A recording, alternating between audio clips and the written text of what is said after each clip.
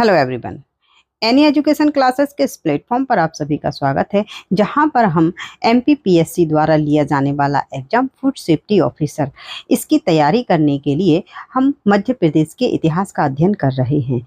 इसकी हम पहले से ही 2 क्लास कर चुके हैं। आज हमारी ये क्लास नंबर 3 है, अर्थात आज हम तीसरी क्लास करने वाले हैं। यदि आपने इससे पहले की 2 क्लासेस नहीं देखी हैं तो आप उन्हें भी देख लें।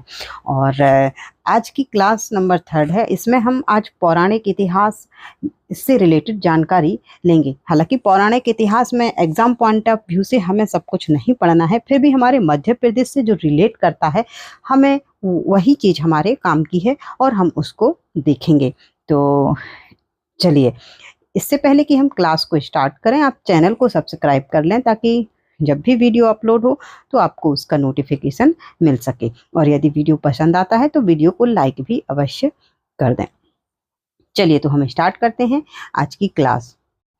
अभी तक हमने पिछले वीडियो में हमने पुरा पाषाण काल से लेकर के मध्य पाषाण काल, नव पाषाण काल और ताम्र पाषाण काल से होते हुए सभी स्थल देखे जिनका संबंध मध्य प्रदेश से है, और इन स्थलों से संबंधित हमने डिटेल जानकारी भी ली। अब आगे हम देखेंगे कि लौह युग से संबंधित मध्य प्रदेश में कहाँ कहाँ साक्ष्य प्राप्त होते हैं। तो देखिए, लौह युग से संबंधित मध्य प्रदेश में हमें कुछ ही जिले याद रखना है, जिसमें कि ग्वालियर, भिंड, मुरैना, ये जो क्षेत्र है, यहाँ से मृद भांड के आधार पर वैज्ञानिकों ने अर्थात पुरातत्ववेत्ताओं ने इसे लौह युगीन संस्कृति से जोड़ा है, और हमें यही स्थान है जो लौह युग से संबंधित याद रखने हैं, जिसमें कि ग्वालियर, भिंड और मुरैना है। इसी प्रकार से यदि हम महापाषाण संस्कृति की बात करें तो जैसे आप जानते ही हैं कि जब हम इंडियन हिस्ट्री पढ़ते हैं तो महापाषाण संस्कृति जो होती है यह जो संस्कृति है मुख्य रूप से दक्षिण भारत में पाई गई, जिसमें कि आंध्र प्रदेश और कर्नाटक वाला क्षेत्र मुख्य रूप से आता है। कौन कौन सा? आंध्र प्रदेश और कर्नाटक वाला जो क्षेत्र है ये मुख्य रूप से महापाषाण संस्कृति के लिए जाना जाता है। परंतु इसके कुछ साक्ष्य हैं जो वो मध्य प्रदेश के रीवा, सिवनी और सतना जिले में भी मिलते हैं। तो हमें महापाषाण संस्कृति में रीवा, सिवनी और सतना ये 3 जिले ही याद रखने हैं। यदि हम महापाषाण संस्कृति की बात करें तो इसमें देखिए, जो बड़े बड़े पत्थर हैं उनका उपयोग करके मानव समाधि बनाने का काम किया जाता था। महापाषाण संस्कृति में देखिए, इससे आप अंदाजा लगा ही सकते हैं कि महापाषाण संस्कृति मतलब बड़े पत्थर। तो बड़े पत्थरों का उपयोग करके मानव समाधि बनाने का काम किया जाता था, जिसे महापाषाण संस्कृति का नाम दिया गया। और ये जो महापाषाण संस्कृति है मुख्य रूप से दक्षिणी राज्यों में आंध्र प्रदेश और कर्नाटक में प्रचलित थी। और यदि हम इनको मध्य प्रदेश से जोड़ें तो मध्य प्रदेश में केवल रीवा, सिवनी और सतना ये जिले हमें याद रखने हैं। कौन कौन से? रीवा, सिवनी और सतना। तो महापाषाण संस्कृति से रिलेटेड हमें 3 जिले ही याद रखने हैं कि यदि पूछा जाता है कि मध्य प्रदेश में महापाषाण संस्कृति के साक्ष्य हमें कहाँ देखने को मिलते हैं तो वो हमारे बस ये 3 जिले, हमें यही याद रखना है। चलिए, अब हम आगे देखेंगे तो आगे हमें वैदिक सभ्यता देखनी है। तो वैदिक युग है जो यह वैदिक सभ्यता है, हमें ये मध्य प्रदेश से रिलेट करके देखना है। तो जैसा कि आप जानते ही हैं कि वैदिक सभ्यता आर्यों से संबंधित है। जो प्राचीन जो आर्य हैं मध्य एशिया से हमारे भारत में आए थे। ये हम हिस्ट्री में ये सारी जानकारी लेते हैं और पढ़ते हैं। अब यदि हम ऋग्वैदिक आर्यों की बात करें, अर्थात जो प्राचीन वैदिक युग है जिसमें कि ऋग्वैदिक युग है, तो ऋग्वैदिक आर्य थे जो उनको मध्य प्रदेश की जानकारी नहीं थी। लेकिन जैसे जैसे उत्तर वैदिक काल आया अर्थात समय बीतता गया तो जो आर्य हैं इनका विस्तार मध्य प्रदेश के विंध्याचल पर्वत और नर्मदा नदी तक हो गया। तो इस प्रकार से यदि हमसे कभी पूछा जाता है कि आर्यों का सर्वप्रथम विस्तार मध्य प्रदेश में कहाँ देखा जाता है तो इसमें हमें याद रखना है कि सर्वप्रथम मध्य प्रदेश में आर्यों का जो आगमन है विंध्याचल पर्वत और नर्मदा नदी के क्षेत्र में हुआ। और इसी वैदिक संस्कृति को अर्थात वैदिक सभ्यता को अगस्त्य ऋषि, इन्होंने अगस्त्य ऋषि ने दक्षिण भारत तक पहुंचाया। अर्थात अगस्त्य ऋषि हैं जो इनके नेतृत्व में, जैसे अब प्राचीन इतिहास में हम पढ़ते हैं कुछ कबीले, यादव कबीले, यदु कबीला पढ़ते हैं, तो यदु कबीला का नेतृत्व करते हुए अगस्त्य ऋषि दक्षिण भारत में पहुंचे थे और फिर वहां दक्षिण भारत का आर्यकरण हुआ। अर्थात दक्षिण भारत वाले क्षेत्र में आर्यों का आगमन हुआ, आर्य पहुंचे। तो इस प्रकार से हमें वैदिक सभ्यता से रिलेटेड ये दो फैक्ट हमारे मध्य प्रदेश के संबंध में हमें मुख्य रूप से ये विंध्याचल पर्वत और नर्मदा नदी ये याद रखने हैं। हाँ, और ऐत्रेय ब्राह्मण से जानकारी मिलती है निषाद जाति के विषय में। अर्थात जो निषाद जाति है इसका उल्लेख मिलता है कहाँ पर, ऐत्रेय ब्राह्मण में, कि ये जो निषाद जाति के लोग हैं ये मध्य प्रदेश के घने जंगलों में निवास करते थे। तो हमें ये भी याद रखना है कि यदि प्रश्न पूछा जाता है कि निषाद जाति का उल्लेख कहाँ से मिलता है, ऐत्रेय ब्राह्मण से, और ये संबंधित है मध्य प्रदेश से। तो मध्य प्रदेश के घने जंगलों में ये निवास करने वाली एक जाति है जिसका हमें विवरण प्राप्त होता है ऐत्रेय ब्राह्मण से। तो वैदिक सभ्यता से रिलेटेड ये कुछ फैक्ट हैं जो वो हमें याद रखने हैं। चलिए अब आगे यदि हम पौराणिक इतिहास की बात करें, सबसे पहले हमें ये याद रखना है कि जो पौराणिक इतिहास है ये अनुश्रुतियों पर आधारित है। अनुश्रुति अर्थात ऐसा कोई सुनी हुई बातें जो लिखी गई हैं उस पर ये आधारित है। देखिए, हम जिस पौराणिक इतिहास की बात कर रहे हैं ये हमें केवल जो हमारे मध्य प्रदेश से रिलेट करता है वह हमारे काम का है। ये सब हम इसलिए पढ़ रहे हैं ताकि हम चीज़ों को रिलेट कर सकें। हमें ये सब याद रखने की आवश्यकता नहीं है। जो हमारे मध्य प्रदेश से रिलेट करेगा वो हमें याद रखना है। केवल रिलेट करने के लिए मैं ये सब कनेक्ट करने के लिए ये सब बताने वाली हूँ। तो चलिए हम सबसे पहले देखें कि पौराणिक इतिहास में यदि हम हिंदू मान्यता के अनुसार, हिंदू धर्म के अनुसार बात करें तो मानव जाति के जो प्रणेता हैं या जिन्हें हम प्रथम पुरुष कहते हैं वह कहे जाते हैं प्रथम पुरुष स्वयंभू जो मनु हैं उन्हें कहा जाता है। उन्हीं के पीढ़ी में यदि हम मनु की बात करें तो 7वें नंबर के जो मनु थे वह कहलाते हैं वैवस्वत मनु। ठीक है, तो इनके यदि हम इनकी बात करें, इनकी पीढ़ियों की, तो इनके हमें देखने को मिलती हैं एक पुत्री और 10 पुत्र देखने को मिलते हैं। इनकी पुत्री का नाम ईला था और 10 पुत्रों में से एक पुत्र इक्ष्वाकु और एक पुत्र कारुस था। चूंकि हमें इनके विषय में ही जानकारी लेनी है, मुख्य रूप से कारुस और इक्ष्वाकु वंश, तो हम केवल इन्हीं का नाम यहाँ पर याद रखेंगे। जो ईला है इनकी पुत्री, इनका विवाह सोम से हुआ था और इन्होंने इन्होंने चंद्रवंश की स्थापना की थी। इसी प्रकार से जो वैवस्वत मनु के इक्ष्वाकु पुत्र हैं इन्होंने अयोध्या की स्थापना की थी और अयोध्या में इन्होंने अपना शासन भी किया था। इसी प्रकार से यदि कारुस की बात करें तो इन्होंने बघेल खंड में कारुस वंश की स्थापना की थी। तो जो कारुस हैं, हमें ये याद रखना है कि बघेल खंड में कारुस वंश की स्थापना कारुस हैं जो इनके द्वारा की गई थी। चलिए अब हम इसी में यदि आगे बात करें तो अभी हमने देखा कि जो इनकी पुत्री ईला थी उनका विवाह सोम से हुआ था और इन्होंने बुंदेलखंड क्षेत्र में इन्होंने क्या किया, शासन किया। अब इसके बाद यदि हम आगे बात करें तो जो ईला और सोम है अर्थात इनकी जो संतान होती है उनका नाम होता है पुरुरवा।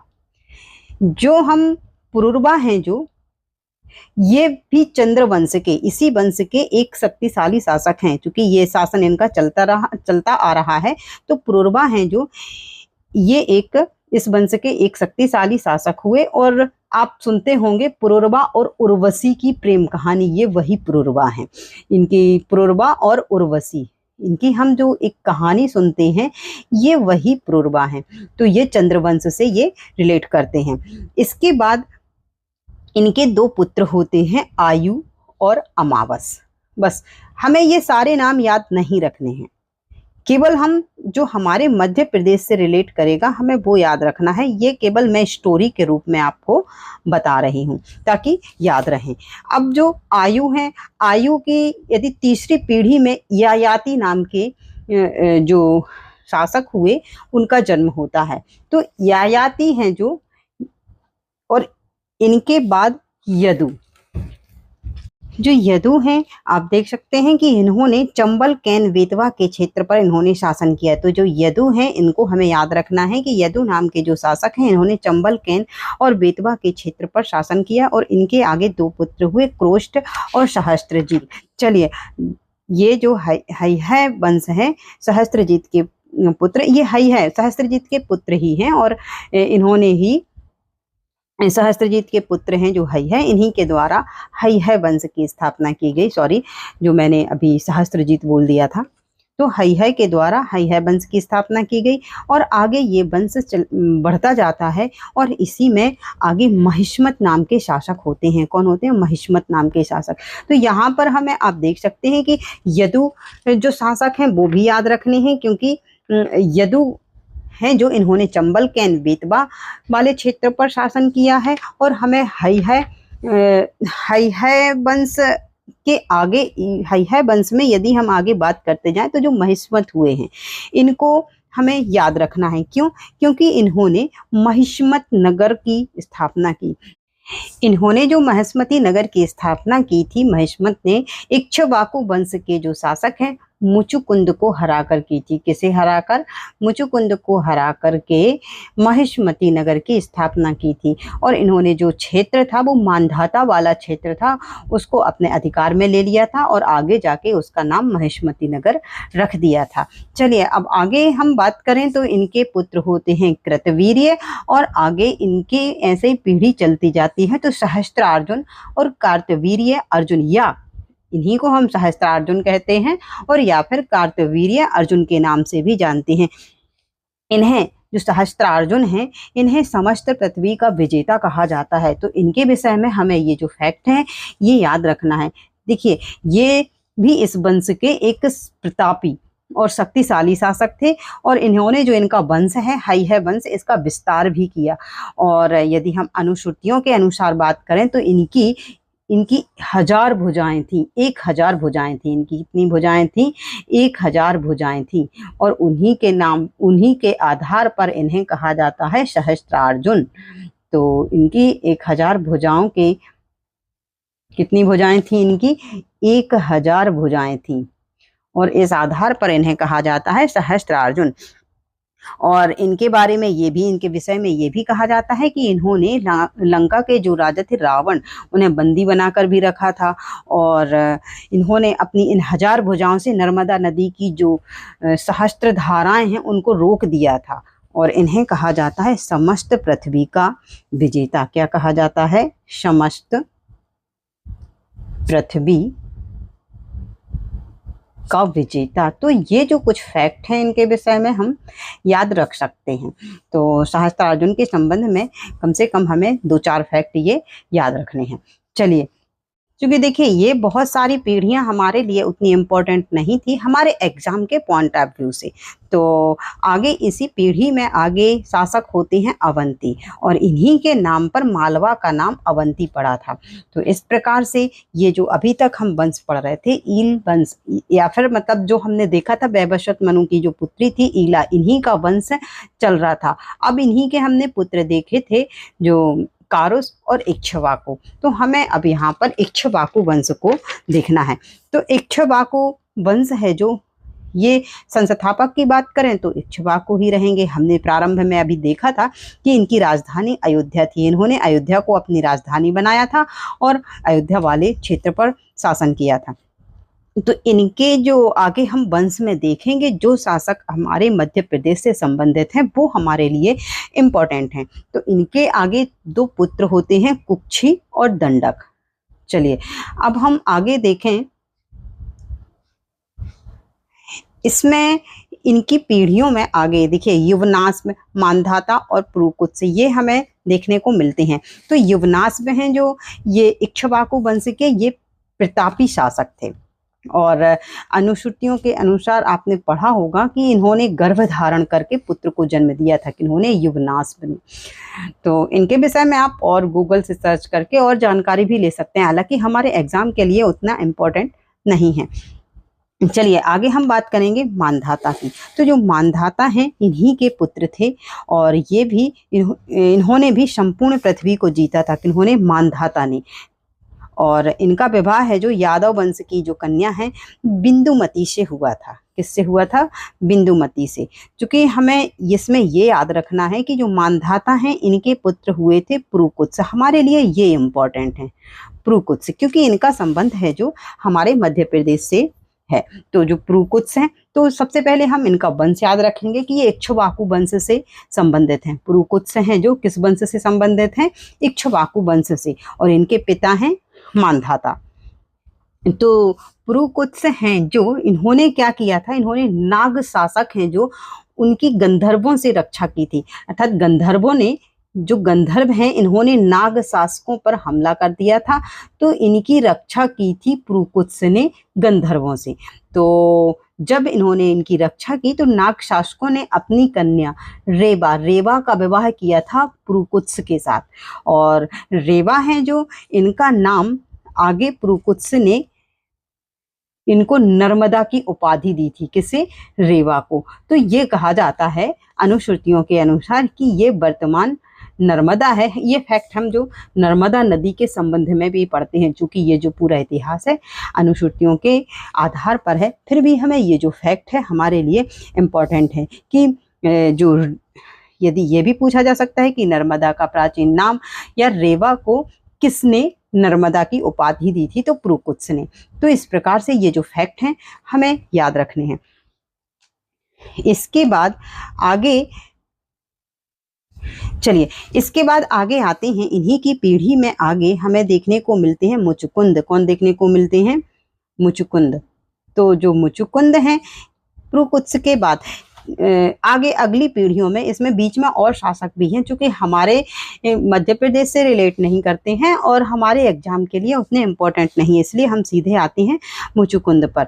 तो जो मुचुकुंद हैं इन्होंने मानधाता नगरी की स्थापना की थी। अभी हमने देखा कि पुरुकुत्स के जो पिता हैं मानधाता, तो इनके नाम पर मुचुकुंद ने मानधाता नगरी की स्थापना की थी। और ये जो मानधाता नगरी है वर्तमान हमारा खंडवा जिला, खंडवा वाला जो क्षेत्र है वह है। तो मुचुकुंद ने मानधाता नगरी की स्थापना की थी।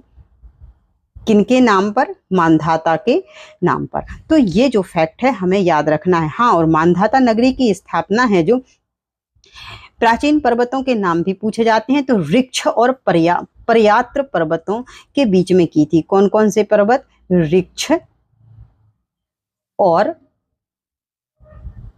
पर्यात्र पर्वत। तो ये जो दो फैक्ट हैं ये भी हमें याद रखने हैं। चलिए, इसके बाद इसी वंश में आगे चल करके अब देखेंगे राजा सगर, रघु, राजा अज, राजा दशरथ, श्री राम। ये अर्थात जो हमारे श्री राम हैं उनका ही ये वंश है, इक्ष्वाकु वंश। तो ये उनका प्राचीन इतिहास है और इसे हम पौराणिक इतिहास के अंतर्गत पढ़ते हैं। तो इनमें से जो जानकारी हमारे मध्य प्रदेश से रिलेट करती है वह हमारे लिए एग्जाम के लिए महत्वपूर्ण है। चलिए, आज के वीडियो में हम केवल इतना ही पढ़ेंगे। अगले वीडियो में हम रामायण काल, महाभारत काल से होते हुए महाजनपद काल का अध्ययन करेंगे और वहाँ से हमारी जो एमपी हिस्ट्री है शुरू हो जाएगी और जो हमारे एग्जाम पॉइंट ऑफ व्यू से है जो क्वेश्चन है हमें देखने को मिलेंगे। चलिए, आज के वीडियो में को करते हैं हम यहीं स्टॉप। तो यदि आपको वीडियो पसंद आया हो तो वीडियो को लाइक कर दें, चैनल को सब्सक्राइब अवश्य कर लें ताकि आने वाले वीडियो का नोटिफिकेशन आपको मिल सके। अब मिलते हैं हम अपने अगले वीडियो में, तब तक के लिए जय हिंद, जय भारत।